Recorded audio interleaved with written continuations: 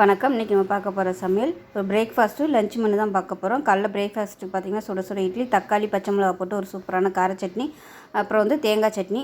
மதியத்துக்கு பார்த்திங்கன்னா முருங்கைக்காய், உருளைக்கிழங்கு போட்டு ஒரு சிம்பிளான சாம்பார். அதுக்கு சைடிஷ் பார்த்திங்கன்னா ஒரு அருமையான வாழைக்காய் வறுவல். ஸோ இதுதான் இன்றைக்கி பார்க்க போகிறோம். ஸோ வாங்க எப்படி செய்யலாங்கிறத பார்க்கலாம். பேன் எடுத்துக்கலாம், கொஞ்சமாக எண்ணெய் விட்டுக்கலாம். எண்ணெய் லேசாக சூடி ஏறினது 1 டேபிள் ஸ்பூன் உளுந்து சேர்த்துக்கலாம். ரொம்ப கம்மியாகவே உளுந்து சேர்த்துக்கோங்க. அது கூடவே மீடியம் சைஸாக ஒரு பெரிய வெங்காயம் கட் பண்ணதை சேர்த்துக்கலாம். அதோட ஒரு 5 பல் பூண்டு சேர்த்துக்கலாம். இது கூடவே காரத்துக்கு தேவையான அளவு பச்சை மிளகாய் சேர்த்துக்கலாம். நான் ஒரு 7லேருந்து 8 பச்சை மிளகாய் சேர்த்துருக்கேன். உடச்சிட்டு சேர்த்துக்கோங்க, இல்லை கட் பண்ணிட்டு சேர்த்துக்கோங்க. இந்த பச்சை மிளகா கலர் மாறணும், நல்லா வெள்ளையாக வரணும், அந்த அளவுக்கு வதக்கணும். அப்போ தான் நல்லா டேஸ்ட்டாக இருக்கும். இதோட ஒரு கொத்து கருவேப்பிலை சேர்த்துக்கலாம். பச்சை மிளகா நல்லா வதங்கிடுச்சு. இப்போ 2 தக்காளி மீடியம் சைஸாக சேர்த்துக்கலாம்.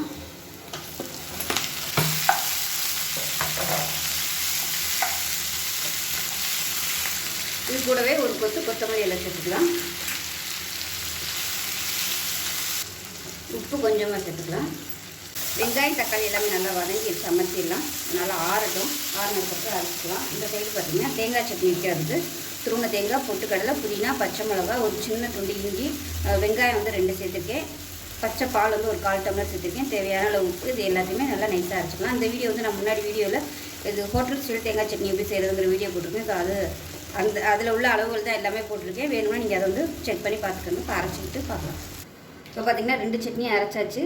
பச்சை மிளகா, தக்காளி சட்னி, தேங்காய் சட்னி ரெடி ஆகிடுச்சு. தாளிப்பு 2க்குமே நான் பொதுவாகவே தாளிச்சிட்டேன். கடுகு, உளுந்து, கருவேப்பிலை, சீரகம், 2 வரமிளகாய், கொஞ்சமாக பெருங்காயம், இது எல்லாமே போட்டு தாளிச்சிருக்கேன். அதை வச்சுருக்கேன். தக்காளி சட்னி காரமாக இருந்துச்சுன்னா தேங்காய் சட்னி காரத்தை குறைச்சிக்கோங்க. ஒரே ஒரு பச்சை மிளகாய் மட்டும் போட்டால் போதும். ஏன்னா இது 2மே காரமாக இருந்துச்சுன்னா நல்லா இருக்காது. ஒன்று காரமாகவும் ஒன்று காரம் இல்லாமல் இருந்தால் தான் நல்லாயிருக்கும். இப்போ இந்த சைடு இட்லியும் ரெடி ஆயிடுச்சு. சுட சுட சூப்பரான இட்லி. மாவு இன்றைக்கி தான் ஃப்ரெஷ்ஷாக ஆட்டினேன்.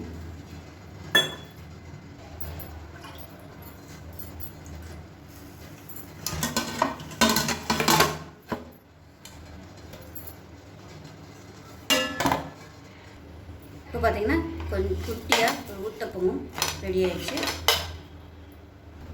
இப்போ பாருங்கள், காலைல பிரேக்ஃபாஸ்ட் ரெடி ஆகிடுச்சு. இட்லி, ஊத்தப்பம், தேங்காய் சட்னி, பச்சை மிளகா போட்ட தக்காளி சட்னி. இந்த சைடு பார்த்திங்கன்னா சத்து மாவு கஞ்சி. ஸோ இதான் இன்றைக்கான காலையில் பிரேக்ஃபாஸ்ட். இப்போ சாம்பார் செய்கிறதுக்கு 150 கிராம் அளவுக்கு துவரம்பருப்பு நல்லா கழுவிட்டு மஞ்சத்தூள், சீரகம், வெந்தயம், கொஞ்சமாக எண்ணெய் விட்டு நல்லா ஒரு 5-6 விசில் விட்டு வேக விட்டு எடுத்துருக்கேன். இப்போ இதில் தண்ணி சேர்த்துக்கலாம். சாம்பார் எவ்வளோ வைப்பீங்களோ அதுக்கு ஏற்ற அளவு நீங்கள் தண்ணி ஊற்றிக்கணும். ஃபஸ்ட்டு ஒரு செம்பு ஊற்றிருக்கேன். இந்த செம்பு பார்த்திங்கன்னா 3 டம்ளர் பிடிக்கும், அதாவது 300 ml பிடிக்கும். இப்போ ஒரு 1/2 செம்பு தண்ணி ஊற்றுறேன். மொத்தம் ஒரு 400லேருந்து 500 ml அளவுக்கு தண்ணி ஊற்றிருக்கேன். 1/2 லிட்டர் தண்ணி ஊற்றிருக்கேன். இப்போ இந்த விஸ்கு வச்சு இந்த பருப்பு எல்லாத்தையுமே நல்லா கரைச்சி விட்டுக்கலாம். இப்போ கேஸ் ஆன் பண்ணியிருக்கேன், கொதிக்கட்டும். இப்போல்லாம் பார்த்திங்கன்னா இந்த மெத்தடில் தான் நான் சாம்பார் வைப்பேன். ஏன்னா நம்ம கேஸில் போட்டு கொதிக்க விட்டு மலமலன்னு கொதிக்க விட்டு காய் வந்துச்சா என்னங்கிறது தெரியாமல், அதுக்காக இந்த மாதிரி வச்சோம்னா உப்பு காரம் எல்லாமே இந்த காயிலையும் பிடிக்கும். காயுமே பார்த்திங்கன்னா நல்லா வெந்துடும். கேஸும் கொஞ்சம் நல்லா மிச்சமாகும். இதில் பார்த்திங்கன்னா முருங்கைக்காய், கத்திரிக்காய் இல்லை, அதுக்கு பதிலாக நான் வாழைக்காய் போட்டிருக்கேன், ஒரு உருளைக்கிழங்கு போட்டிருக்கேன். ஸோ வீட்டில் இருந்ததை வச்சு இன்றைக்கி சாம்பார் செய்யலான்ட்டு இது 3 காய் தான் போட்டிருக்கேன். நீங்கள் வீட்டில் எது வச்சுருக்கீங்களோ, கத்திரிக்காய் இருந்துச்சுன்னா கத்திரிக்காய் கூட நீங்கள் சேர்த்துக்கலாம். இப்போ தனியாக இருக்கட்டும். இது கொதிக்க ஆரம்பிக்கட்டும். அதுக்கிடையில் பார்த்திங்கன்னா தக்காளி, பச்சை மிளகா, வெங்காயம் எல்லாமே ரெடியாக இருக்குது. இப்போ தண்ணி கொதிக்க ஆரம்பிக்குது. இப்போ பச்சை மிளகா சேர்த்துக்கலாம். ஒரு 3-4 பச்சை மிளகா 2ஆக கீறிட்டு சேர்த்துக்கலாம். ஒரு மீடியம் சைஸ் வெங்காயம், சின்ன வெங்காயம் சேர்க்குறனாலும் நீங்கள் சேர்த்துக்கலாம். 1.5 தக்காளி சேர்க்குறேன். மீடியம் சைஸில் ஒரு 1.5 தக்காளி. அதே மாதிரி இப்போ காய்கறி எல்லாத்தையும் சேர்த்துக்கலாம். இந்த மெத்தடில் பண்ணிங்கன்னா ரொம்ப ஈஸியாக இருக்கும், உங்களுக்கு டைமும் சேவ் ஆகும். இப்போ இது எல்லாத்தையும் நல்லா கலந்துடலாம். கலந்து விட்டு இப்போ சாம்பார் பொடி சேர்த்துக்கலாம். வீட்டில் எது வச்சுருக்கீங்களோ நீங்கள் அதை சேர்த்துக்கோங்க. நான் வீட்டில் அரைச்சி வச்சுருக்க சாம்பார் பொடி சேர்த்துருக்கேன். நீங்கள் கடையில் வைக்கிறதுனா கூட நீங்கள் யூஸ் பண்ணிக்கலாம்.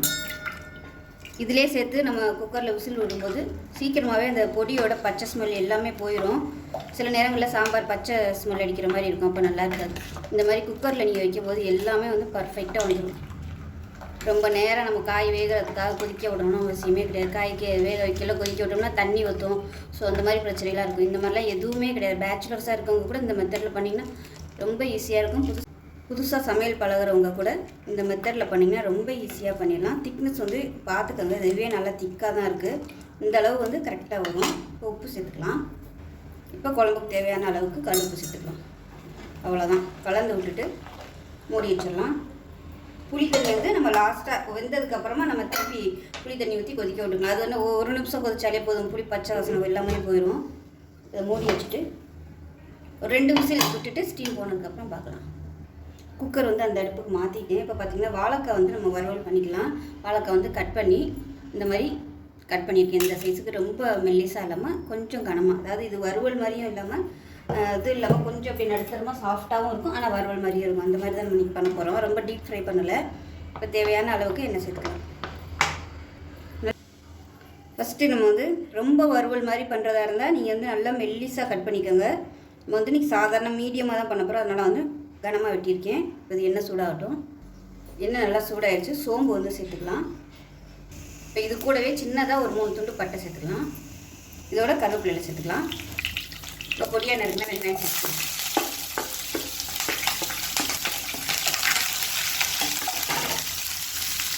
இப்போ வெங்காயம் இந்த அளவுக்கு வதங்கினதும் நான் வந்து இப்போ 1 நிமிஷத்துக்கு முன்னாடியே வாழைக்காயை வந்து இந்த மாதிரி வடிகட்டியில் வந்து போட்டு தண்ணியை வடிச்சிட்டேன். தண்ணியோடு எடுத்து போட்டிங்கன்னா அப்படியே தெரிக்கும். இப்போ இந்த வாழைக்காயை அதை சேர்த்துக்கலாம். இந்த மாதிரி சேர்த்திங்கன்னா கொஞ்சம் தெரிக்காமல் இருக்கும். இப்போ இந்த எண்ணெயில் நல்லா பிரட்டி விட்டுக்கலாம். ஒரு 2 நிமிஷம் இந்த எண்ணெயில் பிரட்டி விட்டுக்கலாம். இப்போ அதுக்குள்ளே பார்த்திங்கன்னா பொடியெல்லாம் எடுத்து வச்சுருக்கேன். சிக்கன் மசாலா தூள், தனியாத்தூள், சோம்புத்தூள். இது வந்து நான் 1 டேபிள் ஸ்பூன், இது 1 டேபிள் ஸ்பூன், 1/2 டேபிள் ஸ்பூன் சோம்புத்தூள் எடுத்துருக்கேன். சிக்கன் மசாலாலே எல்லாமே இருக்கும். தனியாத்தூள், சோம்புத்தூள். வாழைக்காய் வறுவலுக்குலாம் சோம்பு வந்து கொஞ்சம் அதிகமாக சேர்த்திங்கன்னா நல்லாயிருக்கும். சோம்பு பொடி போட்டிங்கன்னா, அதனால நான் தாளிக்கையில் கொஞ்சம் சேர்த்துருக்கேன். நீங்கள் சின்ன அம்மி வச்சுருந்தீங்கன்னா அந்த பட்டை சேர்த்தோம் இல்லையா முழுசாக, அதையும் சோம்பையும் நச்சுட்டு கூட நீங்கள் சேர்த்திங்கன்னா நல்லா ஃப்ளேவராக இருக்கும். இப்போ குக்கரில் சாம்பார் வச்சுருந்தது 3 விசில் வந்துருச்சு, அமர்த்திட்டேன். இப்போ இந்த வாழைக்காய்க்கு தேவையான உப்பு சேர்த்துக்கலாம். உப்பு சேர்த்துட்டு நம்ம எடுத்து வச்சுருந்த மசாலா பொடி எல்லாத்தையுமே சேர்த்துக்கலாம். பத்தலைன்னா நீங்கள் திருப்பி கூட சேர்த்துக்கலாம். இப்போ இதில் மிளகாத்தூள் வந்து நான் போடலை, அதனால் நான் வந்து போட்டுக்கிறேன். ஏன்னா தனியாத்தூள் நம்ம சோம்புத்தூள் சேர்க்கையில் காரம் வந்து கம்மியாயிடும். அந்த சிக்கன் மசாலாவில் வந்து காரம் வந்து கம்மியாக தான் இருக்கும். நம்ம எக்ஸ்ட்ரா போட்டோம்னா தான் சரியாக வரும். அதனால் எக்ஸ்ட்ரா சேர்த்துக்கேன். மீன் மசாலா, சிக்கன் மசாலா எது இருந்தாலும் நீங்கள் இதில் சேர்த்துக்கலாம், நல்லாயிருக்கும். நல்லா பரட்டி விட்டுக்கலாம். இப்போ இதிலே தெரியும் மசாலா வந்து நல்லா கொட்டாயிடுச்சு. அதே சமயம் வாழைக்காயும் நல்லா கொஞ்சம் அப்படியே சாஃப்டாக வந்துருச்சு. இந்த ஸ்டேஜில் பூண்டு வந்து தட்டி வச்சுருக்கேன் தோலோட. அது வந்து ஒரு 3 பல் சேர்த்துக்கலாம். முதலே சேர்த்தோம்னா கறிக்கிறோம். அதனால இந்த ஸ்டேஜில் சேர்த்துக்கலாம். இப்போ நான் அந்த கரண்டி வச்சுக்கனால இல்லை கிளற முடியல. இந்த மாதிரி கிளறி வச்சுக்கணும். இப்போ எண்ணெய் பத்தலை, அதனால் கொஞ்சமாக எண்ணெய் ஊற்றிக்கலாம். இந்த மாதிரி வறுவல் பண்ணுற ஐட்டம் எல்லாத்தையுமே முதல்லே வந்து நீங்கள் எண்ணெய் ஊற்றிட்டிங்கன்னா நம்ம மசாலா பொடையில் இந்த மசாலா ஃபுல்லாக அந்த எண்ணெயிலே வந்து கறி போயிடும். அதனால் பத்தலைன்னா கொஞ்சம் கொஞ்சமாக எண்ணெய் சேர்த்துக்கலாம். இல்லைன்னா உங்களுக்கு அந்த மசாலா எதுவுமே ஒட்டாது. எடுத்ததுமே நீங்கள் எண்ணெய் நிறைய ஊற்றிட்டிங்கன்னா நம்ம மசாலா ஃபுல்லாக அது அப்படியே எண்ணெயில் இறங்கிடும். கொஞ்சம் கூட அந்த நம்ம போடுற உருளைக்கிழங்காக இருக்கட்டும், வாழைக்காயாக இருக்கட்டும் ஒட்டாது. இந்த மாதிரி கொஞ்சம் கொஞ்சமாக எண்ணெய் விட்டுக்கிட்டோம்னா நல்லாயிருக்கும். இது வந்து வேகட்டும். இப்போ மூடி வச்சிடலாம். இந்த ஸ்டேஜில் உப்பெல்லாம் செக் பண்ணி பார்த்துட்டு சேர்த்துக்கோங்க. அப்புறம் நீங்கள் கடைசியாக போட்டிங்கன்னா பத்தாது. வேகையிலே உப்பு போட்டிங்கன்னா தான் அது வந்து உப்பு சாகும். மறுபடியும் நல்லா பரட்டி விட்டுக்கோங்க. மீடியமாக வச்சு பரட்டி விட்டுக்கோங்க. அந்த வாழைக்காயும் உடஞ்சிடக்கூடாது. அதே சமயம் இது வந்து சாஃப்டாக இருக்கும் இந்த வறுவல். அதே சமயம் ஒத்தையாக இருக்குது பாருங்கள். சாம்பார் சாதத்துக்குலாம் சூப்பராக இருக்கும் இந்த வறுவல். மூடி வச்சிடலாம்.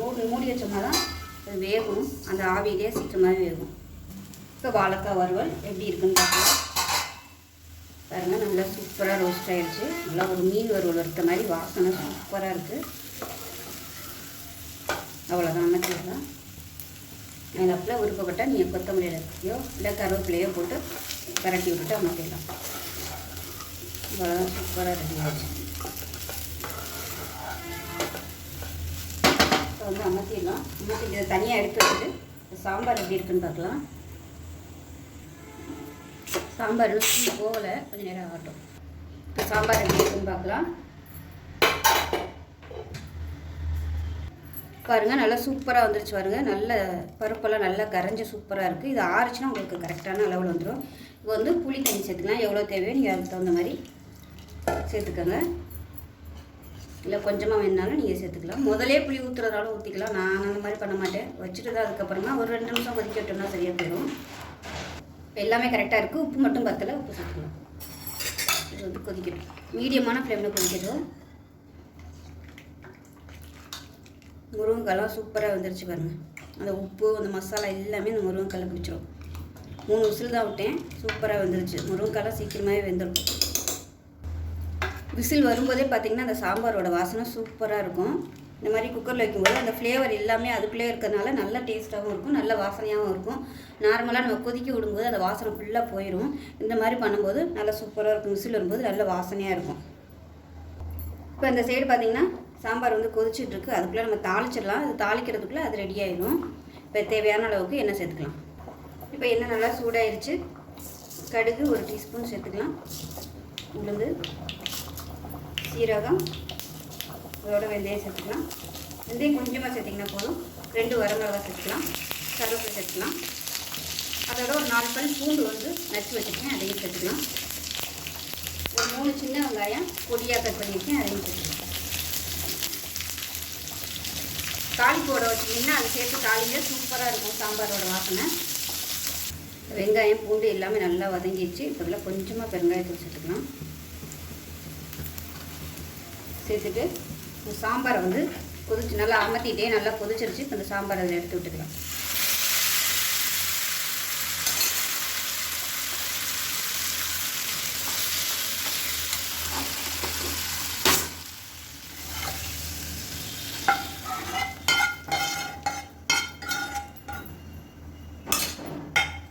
தாளிச்சதை கொட்டிட்டு மேலாப்பில் கொத்தமல்லி இலை சேர்த்துக்கலாம். சேர்த்துட்டு அப்படியே மூடி வச்சுருங்க. மூடி வச்சு நீங்கள் எப்போ சர்வ் பண்ணி சாப்பிட போகிறீங்களோ அப்போதைக்கு ஓப்பன் பண்ணுங்கள். நல்லா அருமையாக இருக்கும். இப்போ தான் மூடி வச்சுக்கலாம். அவ்வளோதான், அருமையான சாம்பார் ரெடி. இப்போ பாருங்கள், நல்லா சுட சுட சோறு ரெடி ஆயிடுச்சு. சாம்பார்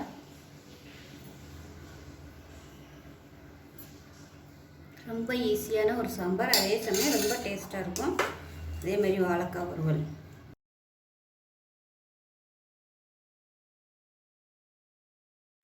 இப்போ பாருங்கள், அருமையான வாழைக்காய் வறுவல், முருங்கைக்காய், உருளைக்கிழங்கு போட்டு சாம்பார் சூப்பராக ரெடி ஆயிடுச்சு. ஸோ இதுதான் இன்றைக்கான சிம்பிளான லஞ்ச் மெனு.